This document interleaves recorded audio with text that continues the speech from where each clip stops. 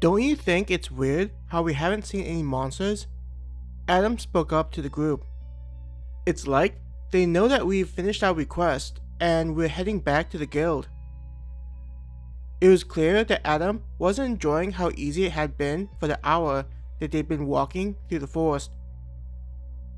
James looked at the forest animals that were peacefully grazing on the leaves, grass, and moss. Some of them even licked the trees. Turning his head to one of the nearby trees, he could see some kind of material that oozed out. When he first saw it, back when he entered the portal and saw the new simulated world, the substance just seemed like tree sap. But after talking to the others, he learned there was an enhanced version of what he was used to seeing in forest. Having lived in a city, there wasn't much chance to see many trees. It wasn't until the monsters appeared and began eating his fellow homeless people that he ran away from the city, eventually entering the forest. I was probably fortunate that I didn't live in the southwest, where there are only deserts. James chuckled to himself. Thanks to the forest with the various streams and rivers, on top of the edible wild fruits, James was able to somehow survive on his own. Spotting a bush that had wild berries on it, James stopped to pick a few. Are those wild strawberries? Kate asked. Kate went over to where James was standing to get some of the fruit. Checking on the chat, James saw some of the comments. Yep, these are wild berries, which are safe to eat. He turned the camera to show the chat. Even if you don't have supplies, there could be items that'll help you stay alive. This isn't just inside the simulation, but out in the real world, outside of the underground cities. Though, that's if the real world looks anything like what we're used to seeing. Adam poured cold water on what James was explaining to chat.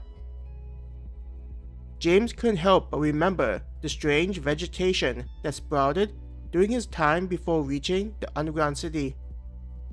Wanting to be positive, James said to Adam, I still think that even what started growing will have things that we can survive off of. We just need to look carefully. Adam nodded, though it was evident that he wasn't entirely convinced.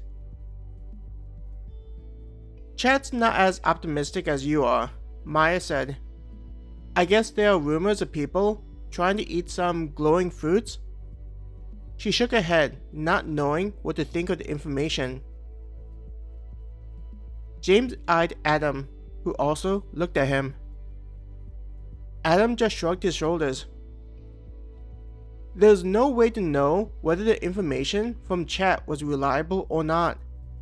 It was even worse since people hadn't left the underground cities upon finding them.